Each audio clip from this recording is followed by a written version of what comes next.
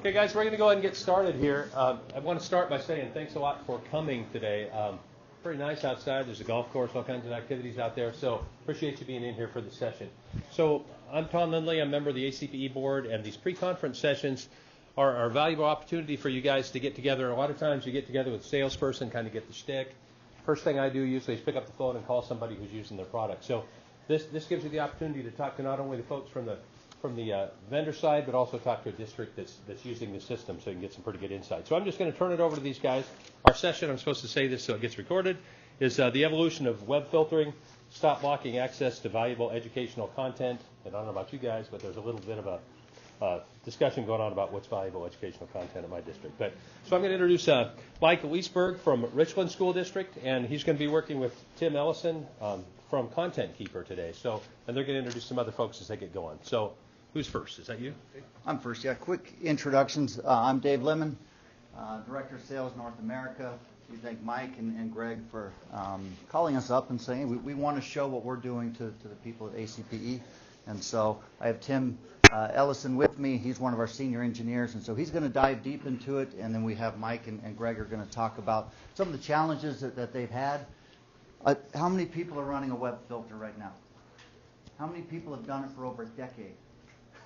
So I've been selling K-12 filtering for 18 years.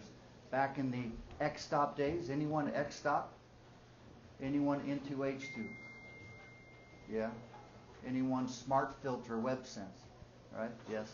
And so way back in the day, we're going to talk about how it has evolved into a little bit more complex of an operation. Now that stuff's secure, you have SSL. There's a lot more complexities when it comes to proper K-12 filtering, which is so much different than corporate filtering. And so we're going to talk about that. I'm going to turn the time over to Mike, and the time is yours. Great, thanks. Thank you. Thanks, Dave. All right, guys. Thanks for coming this afternoon. There we go. I'm going to start off by giving you guys a little bit of an overview about us, the Richland School District, and kind of how we got here, why we're here today, and what we're going to hopefully bring to you guys to help you understand what we're going through and hopefully be able to help you with some of the challenges you might be facing as well.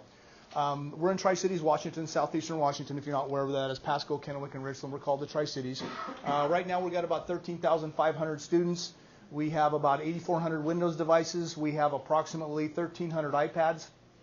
This August we will have 14,000 Chromebooks. I'll come back to that in a second. Our makeup is we have 10 elementary schools, we have 4 middle schools, 2 comprehensive high schools, 1 alternative high school, and 1 alternative learning environment for homeschool parents. We recently rolled out our one-to-one program with Chromebooks this past year for our first time ever. We actually opened a brand new, one of those 4 middle schools opened as our first one-to-one take-home school right out of the gate. So those students came in on that first day of school, got their Chromebooks, one-to-one take-home, first school ever, ready to get going right out of the gate. That's how we got started. Right now, we've since deployed these. This is our scenario where we sit right now today with regard to our one-to-one deployments. In grades K through 1, we're using the Dell 3189 2-in-1 flip models for us. In grades 3 through 5, we have one-to-one Chromebook carts in every classroom, not take-home yet. That's a discussion still to be had down the road. We're going to go that way. I don't believe that we're going to go all students in those grades, but when students have a need, we're certainly going to try to provide access to those devices when they need to do that. So those are carts in those particular classrooms. In grades 6 through 12, we're going to be one-to-one take-home completely starting in August. As of right now, we have 3 of those 4 middle schools are one-to-one take-home. We opened that brand new middle school. 2 other middle schools followed. One of them followed right behind in October, and one of them followed again in December. So 3 complete middle schools are one-to-one take-home right now as of today. As far as our high schools go, they will be one-to-one take-home, like I said, this coming August, as well as whatever was one other middle school that's kind of left out. And at that point in time, like I said, we'll be one-to-one take-home completely, all secondary schools throughout our entire district. A couple things help driving this integration and implementation for us is we've had the luxury, if you want to call it that, or the community support of back-to-back $100 million bonds in our district. So that's provided a lot of money, a lot of influx of funding. We're building buildings like nobody's business. We've opened a brand new school, Greg, for the past 5-6 years now, a brand new one or a remodeled one. I've been with the district 25 years. This will be the start of my 25th year this July. I was the very first computer tech the district hired to fix break stuff. I was the network guy. I go back to Nobel 2.2 days. He was talking about web filter, surf control was my day. back in the day, clear back to those kinds of products. So I go way back with that stuff. Like I said, we've been building buildings. We'll open elementary number 11 here in 2 months. We just turned shovels over. As I was coming out here yesterday morning, I drove by the site. Elementary number under 11, they've already turned the shovels. That'll be opening another year.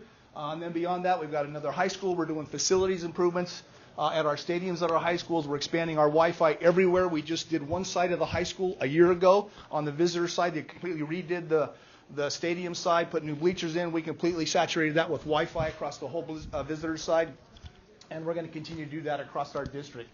So I mentioned about the 14,000 Chromebooks. Back in January, was it 4 years ago? 4 years ago in January, we didn't have one Chromebook in our district at all.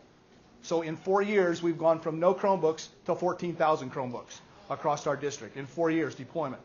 So we've hit the ground running, to say the least. One of the challenges that we faced in this is the filtering environment. And we had been using Content Keeper for quite some time. I think we've had it for 4 or 5 years now. But when we got to the one-to-one stage last August, it really came to a head as far as what was being filtered. Now, remember, we haven't done anything different in our schools that we're doing with this one-to-one take-home program. It's the same filter, the same restrictions, the same policies are all being applied. The only difference now is parents are getting to see what's actually the filters are doing because the devices are at home with their kids, right? And that's where the challenge starts for us. That's where I'll say some negative feedback came to us. Parents came to board meetings. I myself personally was in front of TV cameras. My name was in the newspaper. I believe Mr. Welton over here sent me a link to the local article from our newspaper. Said, "I feel your pain, Mike. Sorry you're going through this," because Keith heard about it all the way around. So again, we were being put in the public eye, so to speak, on multiple occasions at board meetings for the past 3 or 4 months, and continue to do so today as we try to work through this. The big issue that we're facing is what's being filtered and what's basically not being filtered, and the expectation of parents when the device is at their home about filtering and how filtering really works. We found that our parents really don't have a complete understanding of what filtering is and what it can and can't do.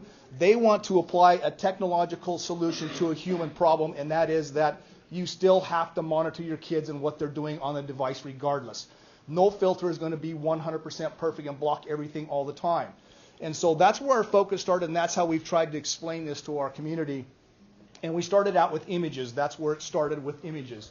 And innocently enough, it started out with Victoria's Secret images. That's where it all began, and what's considered where the inappropriate and not inappropriate content started was with Victoria's Secret images. And so as we've gone along, we've been working with our partners at Content Keeper to help develop their product. They've been very responsive to us. We've asked them some questions. We've asked them to look at a couple different things, and they've been really responsive, being able to respond to those things and bring those out to the market that have kind of helped us provide some better filtering capabilities. But again, we still have to work with our community to get them to understand exactly what the filtering is going to do and what it can't do, more importantly, when the device is at home with their kids, and not rely on the computer to babysit their kids while they're at home with the device. And that's kind of where we are today with that. So having said that, there'll be some time for some questions after. We can come back to that. I'm going to turn the time over now to Tim Ellison and Greg Pipkins. You want to add anything, Greg? Greg's our network engineer. He's involved with the filtering day in and day out. He's the one that pulls the reports, gets the requests from the principals, what's the kid doing, what's he searching on, and so on and so forth. Greg? So I think the name's Greg Pipkins, network engineer for Richland School District. I think our next, I'm hitting the down arrow. That arrow. All right. When Mike was talking about the picture image block, one of the things with the Victoria's Secret that we had looked at is that with the Google cached images, if you did a search for Victoria's Secret, you would see all the image search results that you would get from Google. So in working with Content Keeper, we were able to, this one here is basically just doing off a keyword search of porn, but we were doing ours off of Victoria's Secret.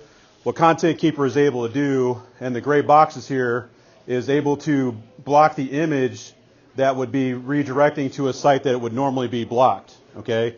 So while we would be blocking Victoria's Secret as a lingerie category, the image would still appear. But if you were to click on the link to try to go to the site, you would get the Content Keeper block page. So working with Content Keeper, they are basically in the search engine results able to block the image coming from the site that would normally get blocked. But the problem with that is when you talk about inappropriate images or images in general, is that the filtering is based on the site itself. Well, if you go to fortune.com, and if you were to do a search for Victoria's Secret, you would actually see an article on Victoria's Secret that's hosted by fortune.com. Well, I'm not going to block fortune.com. I mean, I could, but we're not going to block a news site of that in that category. So that's also the feedback. Trying to work with the parents in the community is we can't block everything without shutting down pretty much the entire internet. So that was just an example of what we wanted to talk about with the with what Content Keeper has been helping us with. I'm good. Thanks. Yep.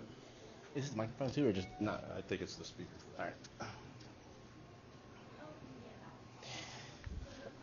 So really what I kind of want to talk today about is not necessarily all the deep dive specifics of Content Keeper itself, but more along the lines of kind of where the internet has come over the past 5 years, where it is now, what we've heard from schools in terms of the challenges they're facing, whether they have an existing filter, whether they're using us, whether they're looking to evaluate something else. So that's kind of what I'll spend most of my time on, kind of reviewing some of these things, and then like Greg said, just to have some questions at the end so you can start asking us questions maybe specific to things you guys are facing, and then certainly we'll be upstairs later if you guys have specific questions to Content Keeper itself.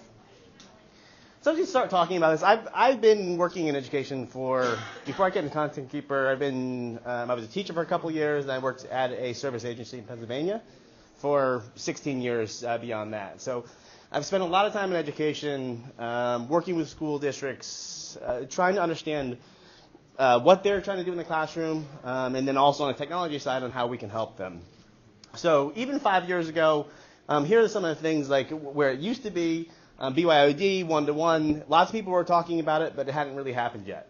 Right? Social media, people weren't using social media. Schools didn't have Facebook pages. They weren't using Twitter to communicate with their kids. A single base policy was usually okay for the students. The access that you wanted to have to students, because you were already blocking social media, a single policy was usually good enough for your students as well. HTTPS, encrypting of internet services, there weren't as many as there are today. More and more sites are becoming encrypting, so they're trying to privatize data to make sure that you're keeping data safe and private. Bandwidth needs at that point also were very minimal. You start talking about today, more and more, there's definitely guest wireless in a lot of districts. BYOD, schools are definitely letting kids bring in their own devices. As you look at trying to make sure kids have access to the internet, whether it's schools' budgets, it's certainly affecting the idea that letting kids bring in their own devices so they can actually access the content they need in their own classrooms. Social media, kids are all growing up with social media now. So lots of schools have Facebook pages now. Lots of schools are using Twitter, whether it's a feed off their homepage. So all of that has become much more prevalent in the schools today. Single policies. Because of this, single policies are no longer acceptable. So your younger kids, if you're under the age of 13, you're not supposed to have your own social media page. If you're going to allow it for parts of your school, you're going to need to start being able to differentiate across policies and what access students have. Mobile devices, sending them home. So there are certainly a lot more school districts in their one-to-one programs. They're giving the devices for the kids to take home. They want them to be able to do their homework. They want to use the school's devices both at home and in the school itself. Most internet services now being encrypted. I mean, there's like lots of data. I don't have the actual percentages, but every day more and more sites are becoming encrypted services.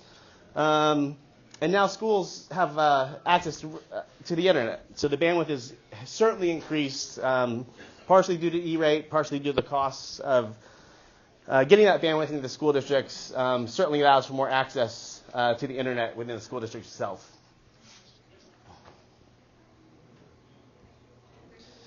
So here are some of the challenges that we have facing, that we hear from school districts, and the challenges they're facing as they're looking to utilize their existing filtering systems, as well as looking to maybe change the systems that they're using now.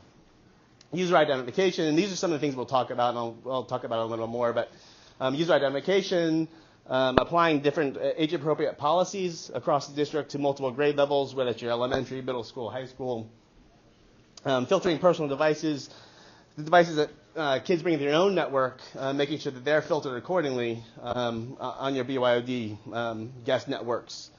Mobility, providing safe, consistent, reliable experiences, whether the students are on-site or at home, so they have the same experience from a filtering perspective and access to the content they need to have from an educational perspective. And then reporting on all this, fast, meaningful reporting and controlling and reporting on all of the encrypted URLs. So these are definitely some of the things we're going to talk about today. So user identification.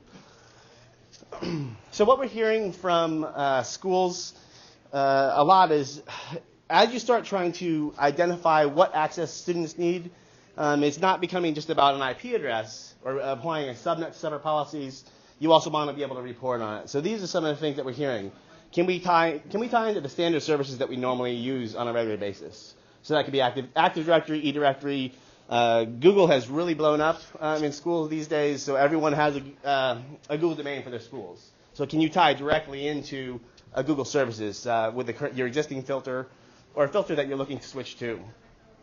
Personal devices, how are you going to identify the users that are coming onto your network and bringing their own devices? Whether it's tying to Radius, whether you're using a NAC, some kind of NAC security system now, specific tie-in directly to LDAP for policy elevation, or identifying the users as they come onto your network. Mobility, again, automated, making sure that when they're off-site and when they're on-site, you're also able to identify those users so that you can actually report on them as well. And then as seamless as possible, so someone doesn't always have to continually log in when they've already identified themselves to your own system as they come onto the network. One of the last slides that we'll talk about are kind of some of the solutions to these different things that we're talking about. Age-appropriate policies. As we kind of mentioned earlier, more and more schools are thinking about what access do kids need, and do my elementary students need the same type of access as my middle school students, as my high school students? And what does our curriculum look like?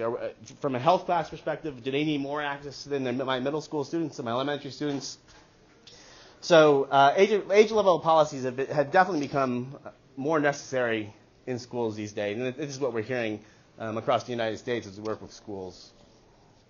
And then as you separate out your policies, they want to be able to have granular control over each one. So they don't want a global setting that's going to affect all their policies. So a lot of that ties into SSL decryption and how effective your filter can be to give you that granular control over multiple policies.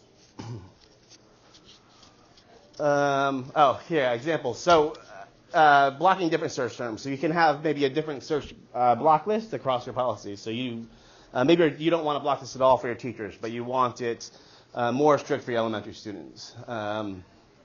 Google Images, just like Greg mentioned, maybe you don't want images showing up for your elementary school students, but at the same time, because you're blocking URL content coming from Google Cache, maybe it's going to look a little bit different for your high school student users. So having a single policy, you don't necessarily want to have the same images coming up for everyone. Blocking social media. So as you start allowing things into your school district from a social media perspective, you don't want your elementary students having access to it, whether they have a login or not. So you want to be able to block those types of things, but allow other portions for your high school students and your teachers and administrators. And enforcing safe search policies as well.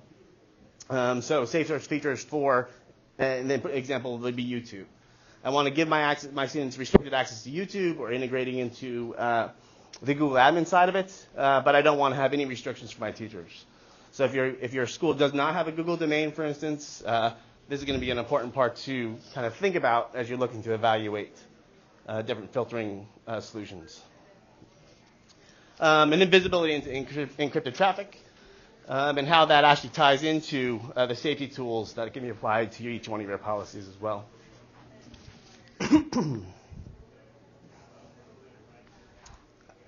filtering personal devices, BYOD. So again, the parts that you need to think about is a solution that I'm currently using or the solution that I'm looking to use, how does it work when kids bring in their own devices? Can we identify them when they come on automatically?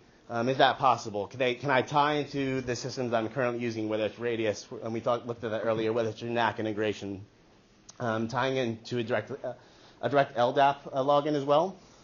Seamless policy assignment. So as you start identifying users, how do I make sure that my high school student user that comes on and brings their devices in gets their high school student policy, and my elementary students or my middle school students, how do I make sure that I can identify them properly and make sure they have the correct policy as well? Again, accurate reporting against BYOD devices. As you're identifying all these users, how do I make sure that that I'm logging all this information and making sure I can actually report on it accurately without having to do it by IP address or try to figure out what IP address was assigned to a particular user as well. That goes along with device and user tracking. And then multi-platform filtering. How can I do this filtering across all devices? Maybe it's not just Chromebooks, maybe it's whatever the kids want to bring in. So that could be Android, that could be iPhones, that could be their own Chromebooks, that could be Windows devices, obviously. So multi-platform filtering from a BYOD perspective.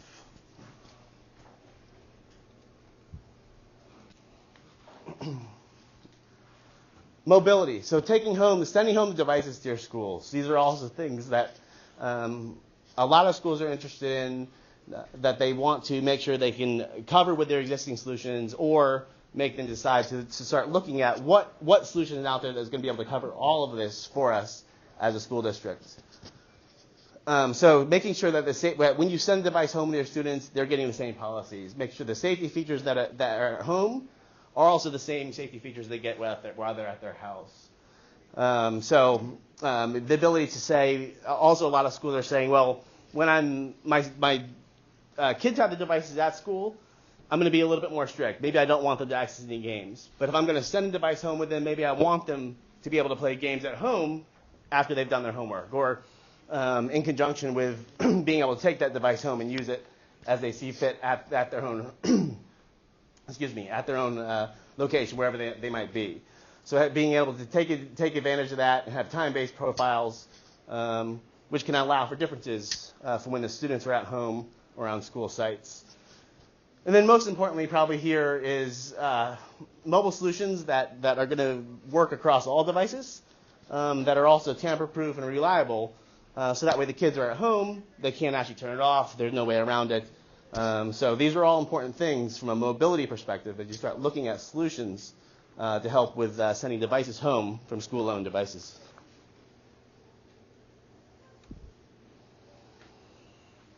Fast, meaningful alerting and reporting.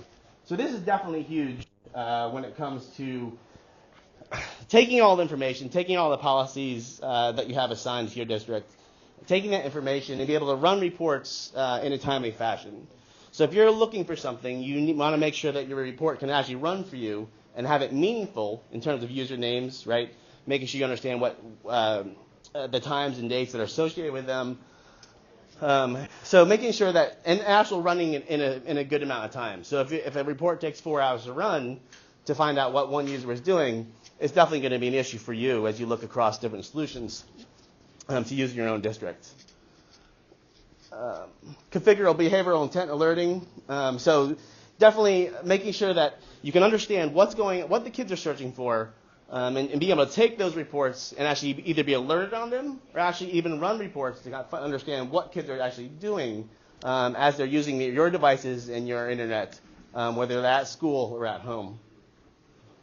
And user identification. So that ties into the first thing we talked about. If you're unable to identify your users when they're on site or off site, your reporting is going to be skewed accordingly. So definitely making sure that first part of identifying users is there, which is actually going to make your reports much more meaningful.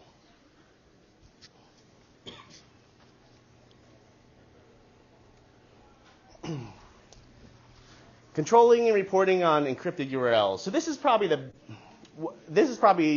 one of the biggest things that we run into when we start talking to school districts. As I mentioned earlier, more and more sites are becoming HTTPS. They're encrypting the sites. They're trying to privatize the traffic, and that has certainly affected the visibility into what kids are doing on your network and while they're at home. So, just kind of an idea, when you start thinking about this, without SSL decryption, you're only going to see the top-level domains of any site. So you can see google.com, you can see mail.google.com, but you're not going to be able to see / in this instance, bad content or good content to be able to determine whether something should be blocked or whether it should be allowed. And at the same time, taking that same information and being able to report on it as well. So SSL decryption has definitely been huge for school districts, whether it's they can't do it now, whether it's their current solution works partially. So we definitely want to make sure you think about that as you start talking about and thinking about for your own school district. What do you need to do from an SSL decryption standpoint as you look to having a full-featured solution for your district? So along with granular controls of the website is also keyword blocking. So certainly we've heard a lot of feedback from that from school districts. Without decryption, I can't understand. I don't know where kids are going. I don't understand what search terms they're looking for. I don't understand I can't report on the words that they're going to when they're actually searching in different search engines or even in different search sites themselves. Every site has a search bar now.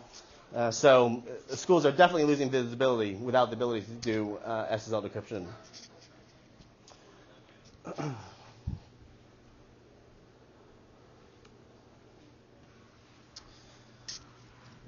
So, and this causes these issues here.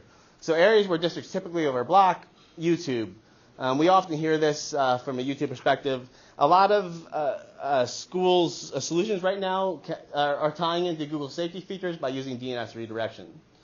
So you lose some of that granular control when you start talking about DNS redirection because DNS really affects everybody. So unless you're standing up a separate DNS server for different particular members of your organization, whether you're a staff member or a student member, everyone's using the same DNS. So if you're doing DNS redirection, that usually affects everybody in your organization. So you lose some of that granularity when you start talking about SSL decryption. Granular URL control, we kind of mentioned that in the last slide. Not being able to see the past the top level domain, not understanding of being able to allow then portions of sites like we used to. When everything was plain text HTTP, it was extremely easy to see. You could block parts of all sites. You could block portions. You could see the keywords. So we've definitely lost that as we start talking about SSL decryption. Vimeo. So Vimeo is just another example of where districts overblock. If you can't see past the top level domain, you're not going to be able to block things like Vimeo. So Vimeo, they don't have any great categorization. So we've actually worked with districts in Virginia Beach that their curriculum department went out, they purchased a software program that all of the videos in that program that they wanted to use from an educational perspective were hosted on Vimeo. So we were actually able to help them. We were able to decrypt Vimeo, take the list of videos from this software vendor, import them into our program, and make sure that all of those videos were allowed because we could actually decrypt Vimeo, determine where those videos were coming from, and we kind of assist them in that manner. So without that ability, you either have to block Vimeo or allow it, but you couldn't have that granular control in terms of allowing parts of Vimeo itself. Definitely Google services. Google probably started pushing all of this encrypted traffic to begin with. So they were certainly the ones that started encrypting all their own services, which certainly affect all of the Google directory or the Google services that districts were using at that point. So when you talk about Google Images, when we talk about what Greg talked about at Richland, what we're actually doing in the Google Images portion of it is we're actually looking at Google Cache. So Google takes all the images that everyone looks for, they're caching it, and they're delivering it to you in your search from their own cache. So it's not actually coming from the URL itself. It's coming from Google Cache. So we're decrypting Google Cache. We can actually identify then where those URLs are coming from and block them accordingly, which is a huge advantage when you start talking about options. Instead of overblocking Google things like Google Images, we're able to actually allow portions of that as well.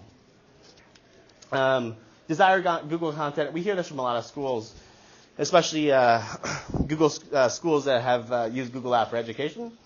So they want to have access to Google Sites, for instance. But what they're finding in their schools is that kids are searching for unblocked games or unblocked videos or unblocked images, all coming from sites.google.com. So without the ability to actually decrypt that information, what you end up doing is saying, I'm going to either allow sites.google.com or I'm going to block it. But you don't have the option to say, I want to allow everything from Google or sites.google.com except for anything with the word unblocked coming in that phrase. Google Translate, another way, and I don't know if you guys are seeing this now in your own schools. If you're allowing Google Translate without the ability to have some granular control over it, kids are really using it to kind of bypass your filtering. So they can type in a URL, they can actually click on the link to translate it, and it shows everything from that website in a translated fashion, but it also shows all the images associated with it. So schools right now, without that ability, they're saying, I'm going to either allow it in an unsafe manner, or I'm going to block it, because kids were able to do this type of thing. So lots of different things we're talking when we say, without that granular control to CSSL sites, we're going to either have to overblock, meaning I'm not going to give access to these sites, or I'm going to allow it in an unsafe manner to the kids. Social media, another one, like just because of the encryption, social media sites, especially the access to them, is either allowed or blocked according to what the school feels comfortable allowing the kids to be able to do.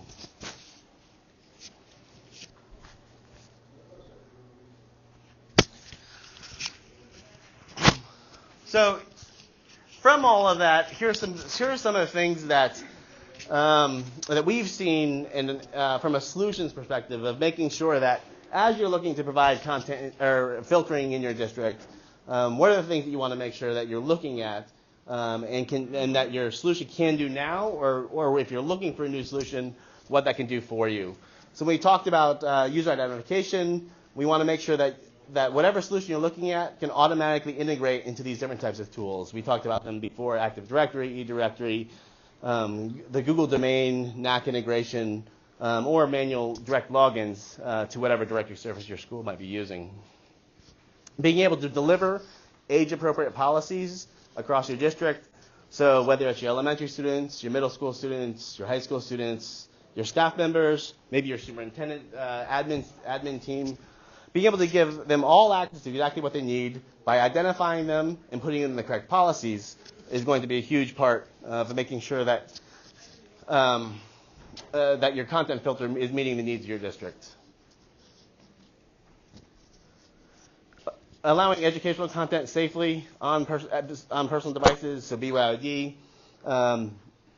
So again, that ties into being able to identify users and assign them those policies that you've created, because it could be a student bringing in their own personal device. So these are all things that you have to be aware of when you start talking about being able to do these first parts, like the user identification is going to make sure that you can actually take your BYOD devices as well and give them the correct policies as they bring the devices onto the network. Mobility.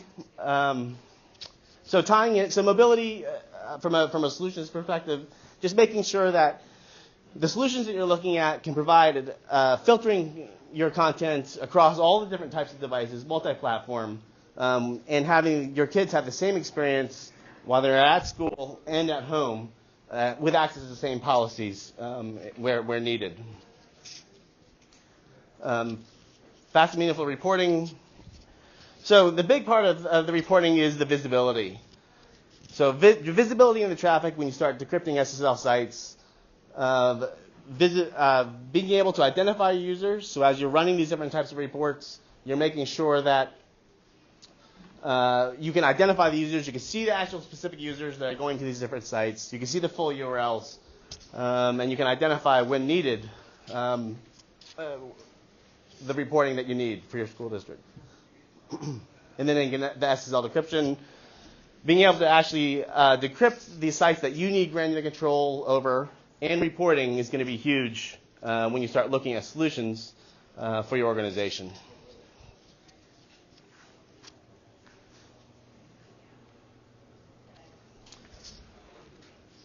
I think that's all I have from an overview perspective. What kind of questions do people have? So what kind of things do you do to help prevent the web proxies and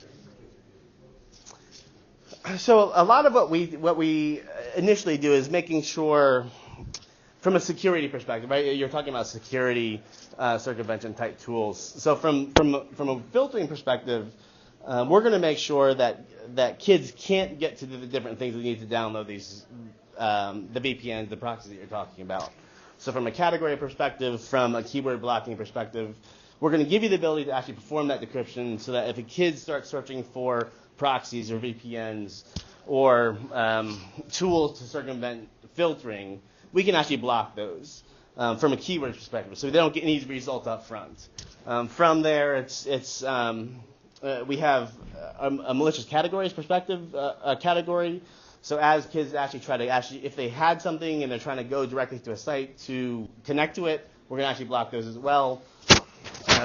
It's kind of a layered approach. We can actually block dotted decimal access. So a lot of proxies that are loaded on people's machines now go directly to an IP address. We can actually block that from connections through the policies that they're assigned to.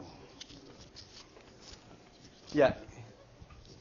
Just to pass the mic. So what I'm doing at Richland School District in conjunction with the web filter is I have a Palo Alto firewall, and so right now I'm with the firewall because most of say something like UltraSurf, it does everything over 443.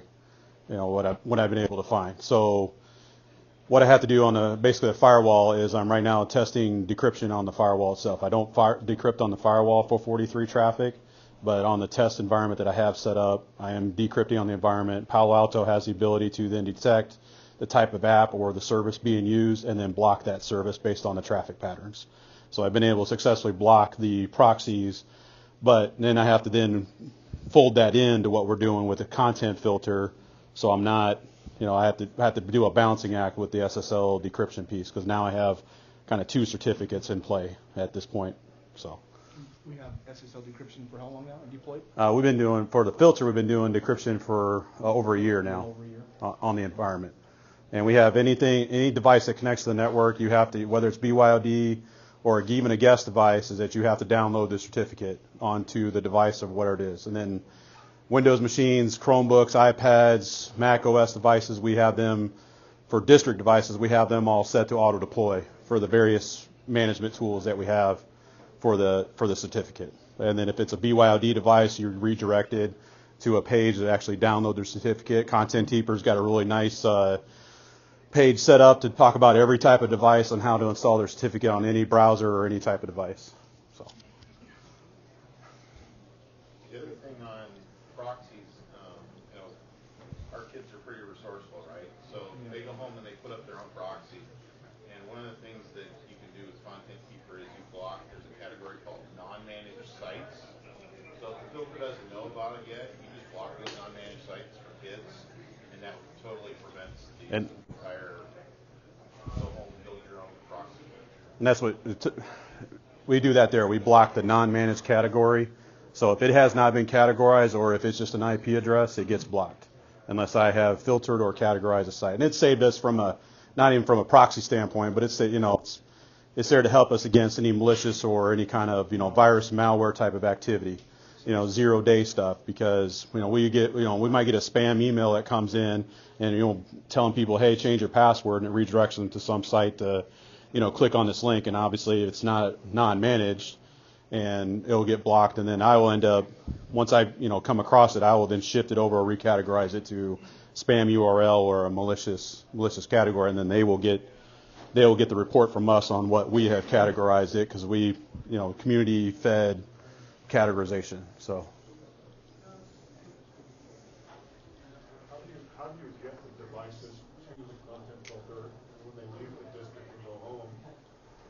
Where are they connecting to? Are they connecting back to your content filter? Yes. So Content Keeper, it's an inline filter. So we have 3 appliances in our environment. We have a reporting appliance. We have the in-district filter appliance, and then we also have a mobility appliance. So anything in district, basically it's just, bump on the wire, anything that passes through. It doesn't matter what type of device it is, it will get filtered in some form or fashion, or even, hit by the firewall. For devices that go off-site, Content Keeper on the Chromebooks, you have a Content Keeper extension, a Chromebook extension that you install, along with a pack file that you have to deploy via the Google Admin Console that will redirect the traffic back into the mobility filter. So our mobility filter is on-site in our data center, and basically all of your internet traffic on the Chromebook comes routing back through us and then gets filtered and right back out our pipe. For Windows devices and Mac devices, there's an agent that you can install that does pretty much the same thing. It sets up a proxy. Now, the kind of kicker with the proxy on the Windows agent and the MacBook agent, even Chromebook, is it actually shows up as a proxy on most other filters. So we had a case where somebody's filter was blocking it because it saw as a proxy and blocked the connection. But that's feedback we've been getting on the proxy, on our environment, because that's basically all intents and purposes. We are rerouting all of your internet traffic back to us. And because with the only challenge you have, or when you deal with the Chromebook extension, is that it also deploys to the Chrome on a Windows machine. So the caution with that is if Johnny, the student, logs on his dad's computer into Chrome with his Google account, he's going to get that Content Keeper extension. So all that traffic that Johnny does on the computer gets routed back through us. It will show up with our IP address and everything. It's just, hopefully when Dad comes along, he's all right. So that's the only kind of thing we've come across on that in that case. So because it is basically the Content Keeper extension gets pushed down through Google, and it doesn't matter if it's Chromebook or a Chrome OS or a Chrome browser. Yeah. So from a mobility perspective, it is an appliance that sits in your district. And from that perspective. So does it push out that extension to a device or to like a user group or no Yeah. With the Google, it's pushed out. You can push it out by the OU, and it's a user setting. So it doesn't matter on the device on the Google side for the extension. It gets pushed out by the OU. I can, I've got test groups set up where I don't have the extension deployed because I'm trying to test something else, so I can block that setting. But the other conjunction piece of that is the pack file. Basically, it's a settings file that you also push out at the same time. Yeah. So the only challenge I've also run into with the filtering at home with the Chromebook is that the pack file, when they first start up the Chromebook and they try to open the browser, there's still the kind of the startup settings when your extensions are loading, all your Chrome extensions. And so the Content Keeper extension takes just like any other extension has to load. So there might be 10 or 15 seconds in which there's a delay in the extension starting up. Well, the pack file, the settings file, is already trying to redirect the browser back to us. So what we have seen is that you just get the Content Keeper authentication page only because the extension hasn't caught up with the browser yet. But if they wait 15, 20 seconds, then they hit the home button or close and reopen the browser, they're good to go again. So. It's important on the extension part, and like Greg mentioned, the extension is only used for username identification. The path URL is what takes care of the actual filtering part and processing back. Yeah. Yeah, push it back to us. The extension doesn't filter at all. It's for the username resolution portion of it. And I've tried to break it where they don't. If they block the IP address, they can't do anything on the Chromebook. Like if you have actual hardware appliances you're running through it, there's no cloud. No cloud. It's all hardware in our data center. Yep. We do have multiple policies deployed too. We have one policy for elementary level and one for secondary.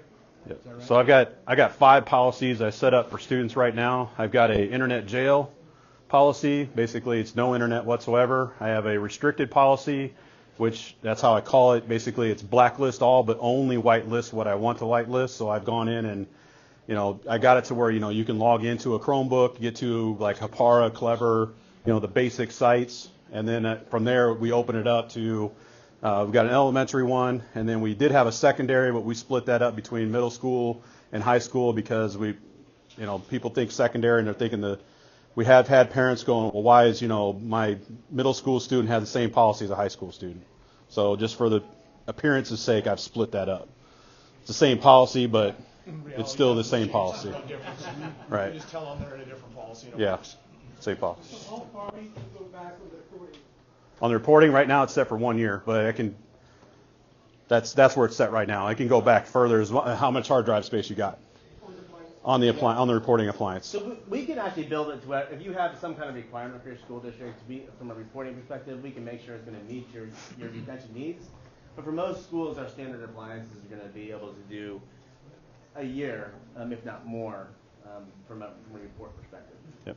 Also, one more comment to add is that we really are trying to be less restrictive. I know it appears like we're trying to nail everything down, but in reality, we're trying to be more open. But just because of the feedback and the negative feedback from the community that shows up at the board meetings, that wants to talk to the press and the newspapers and all that, we've had to act. We can't sit on our hands and not do nothing and say what we've been doing is fine. So we've had to be proactive here, and that's what we're trying to do. We're trying to be more proactive while at the same time allowing all of those sites that we want open and available to be open and available. And one other little thing that kind of caught us by surprise was when we started to apply policies talking about redirecting, we discovered that we allow social media at the secondary levels. We don't allow social media at the elementary levels. That came back to bite us when Khan Academy moved all of their videos onto YouTube. That's how we found out. So now we have to open YouTube for elementary so they can get to Khan Academy and district resources as well. So again, it's always a balancing act trying to find out where we are and what we need to do. Go ahead. I'm just curious, in your particular case, how much, for Content Keeper, how much of that was developed just for you guys, and if there was any professional services involved with that? Other than the initial deployment, we've, been working with tech support when we get, I'll open up a tech case with tech support with Content Keeper when we come across the issue, just like it was with the images. We opened up a case with them. They took a look at it. They figured out what needed to be done on the filter side to begin to block those cached images. Things like even with one of the challenge of sorts is we use Clever for some of our single sign-on applications. And within Clever, you can get, we had it set up for K12 to be able to use a badge, sign in with a badge on the Chromebook. Well, the problem is with the certificate that comes on a Chromebook, the certificate that is used for Content Keeper is a user-based certificate. It's not a per-device certificate. So the problem was that you don't get the certificate till you log on the Chromebook. But in order to do the badge, you had to allow the Chromebook to be able to access the internet through the filter.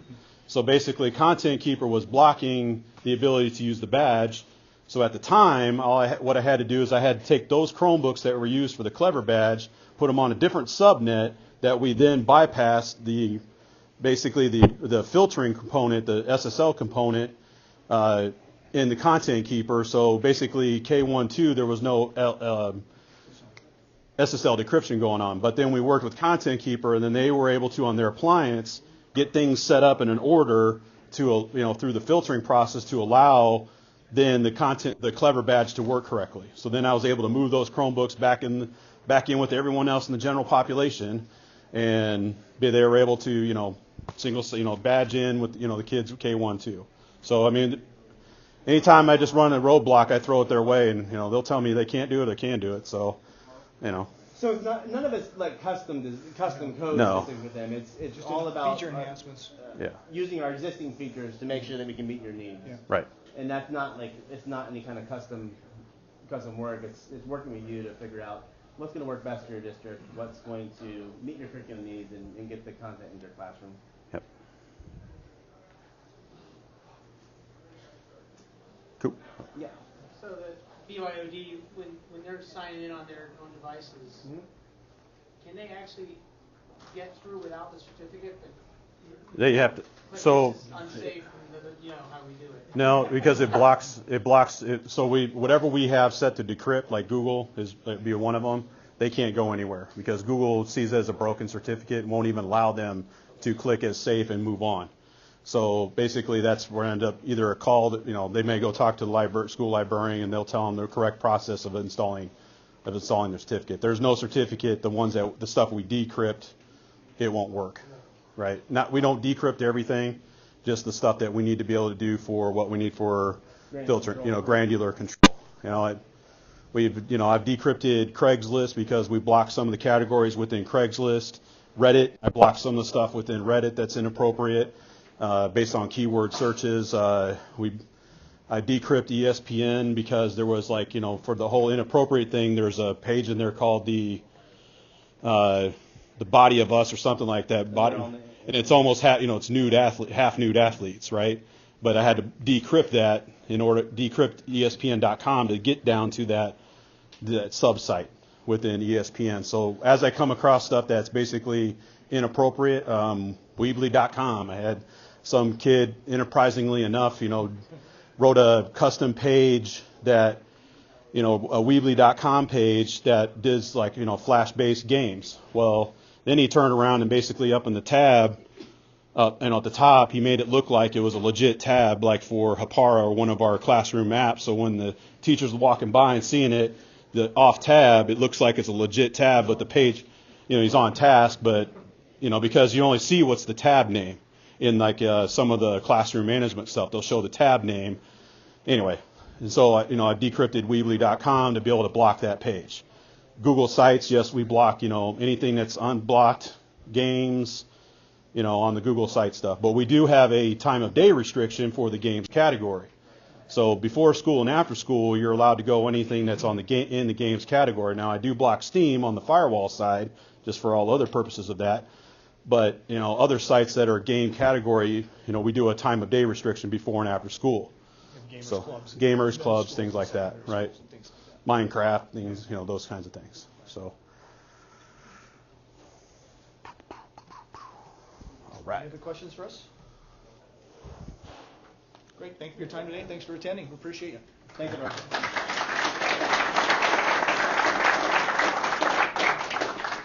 So just a quick note. Hey, thanks again for coming to the session here. I want to thank the folks from Content Keeper who are sponsors, who help make this whole conference possible. So they're going to be around at least the next couple days. So if you run into them, have a chance to chat with them, I'm sure the folks from Richland would be fine with following up too. So thank you very much for coming today.